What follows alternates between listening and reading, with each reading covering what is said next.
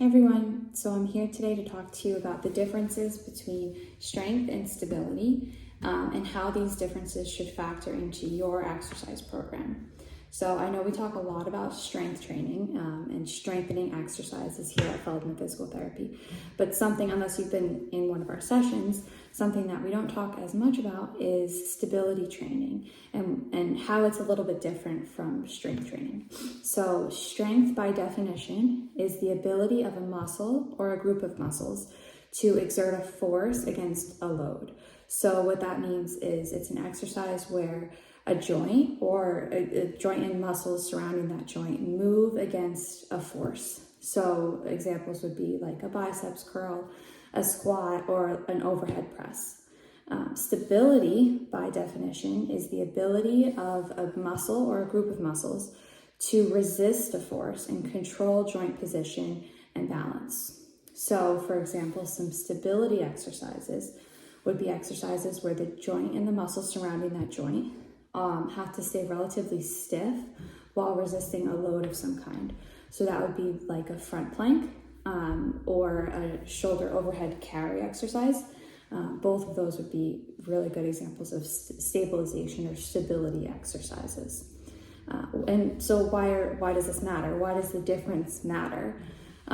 So our bodies and our joints need to be able to work in different ways under different circumstances. So that's why we need both stability and strength training exercises in our routines.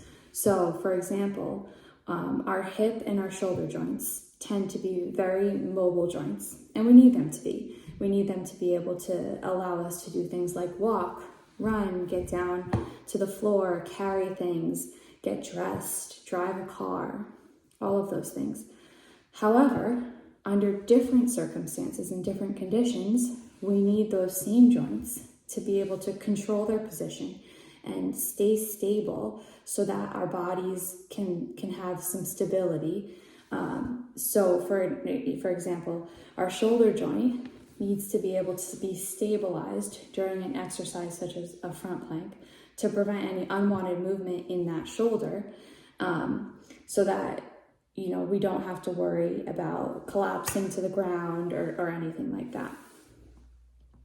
So sometimes our exercise programs or even our rehab plans can fail to address the stability issue properly, which then can result in continued pain or dysfunction despite increasing levels of strength, which can be really frustrating.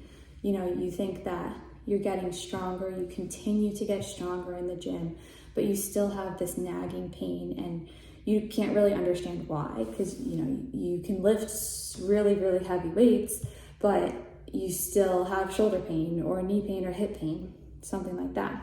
So if you think about it, if you only train your shoulder joint to be strong when it's moving, which are strengthening exercises. So if you only do strengthening exercises in your shoulder joint, train it to be strong when that shoulder is moving, then how are those muscles going to be able to handle the same loads when they're forced to maintain a certain position for a fixed period of time? So for example, if your exercise program includes like overhead press, for example, but you're a mechanic and you need to have your arm up overhead for long stretches of time, how are those muscles going to be able to maintain that position if you don't train them in that way? So that's where stability training can come in handy. A lot of times issues with stability will present themselves as a stiffness in the joint itself. And a lot of times it's in joints that were previously very mobile or had full mobility prior to this stiffness and a lot of times pain and dysfunction. So that's the way that our bodies try to compensate for the lack of stability in the joint. They stiffen. So what's the difference between stiffness and stability? Well, stiffness is a tightening in that joint capsule itself. So it's inside the joint. So say we're talking about the shoulder joint. It's a tightening of that joint capsule itself, trying to provide some added stability to that joint that it's lacking in certain positions from the musculature surrounding that joint. So not really the best solution for the problem, because if the joint capsule itself tightens, and we have that stiffness that's created, then what we lose is we lose mobility. So sure, you gained a little bit of stability, but it's not the stability that you want. You want to be able to get the stability from the muscles surrounding the joint as opposed to just from the joint capsule itself. So if you lose mobility, then all of a sudden, sure, you could maybe have held your arm in a certain position for a longer period of time because you have this stiffness there, but then all of a sudden you can't move your arm any position because you have lost your mobility. So in training a musculature surrounding a joint, it's better to stabilize the joint when it's loaded, to take the pressure off of the joint itself and allow the joint to maintain its mobility. So like with the example with the shoulder joint is designed to be very mobile. We need it to be. We need to be able to dress ourselves. We need to be able to reach high into cabinets. We need to be able to brush our hair. But we also need to be able to do things that require our shoulder joint to be strong and stable. Carrying groceries, pushing a heavy door open, supporting your weight on your hands, pushing up, from a chair. Anytime that you have to support your body weight with your upper extremities, you need that shoulder to be pretty stable. So because we need our shoulder joint to be both mobile and stable, we need to train it that way. So some examples, keeping with the shoulder idea, some examples of some shoulder strengthening exercises that you might see people doing in the gym would be like a front raise and a lateral raise, or a shoulder press, or some sort of shoulder external rotation exercise. And those are all great. Those are all exercises that are going to prime the shoulder to have good strength during tasks where the shoulder is in motion.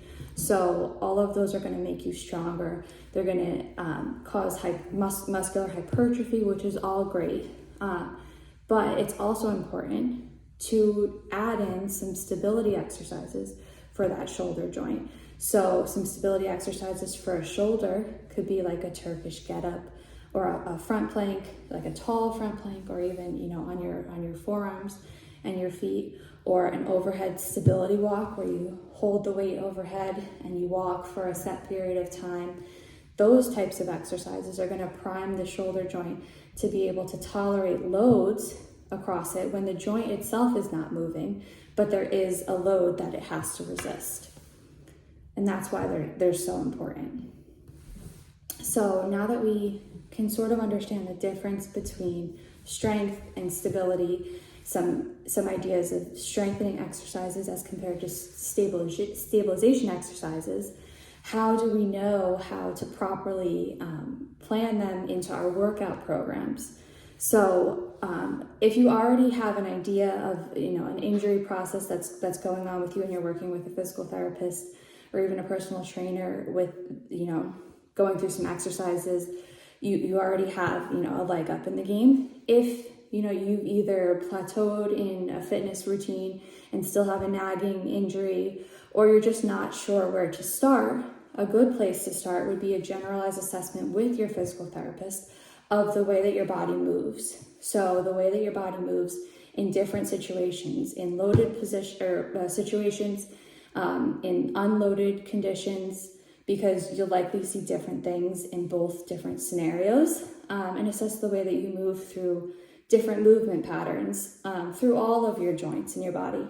And with that information that we get from that sort of screening, we can plan based on what your goals are, what you have to do in your life. We can plan a good balance between strengthening exercises where you're going to get that big muscular hypertrophy, get strong, be able to do harder things, lift heavier things. The good balance between that and the balance between stability, so that you have a good balance between both, and you can prevent injuries or get over some injury that's been bothering you for a while.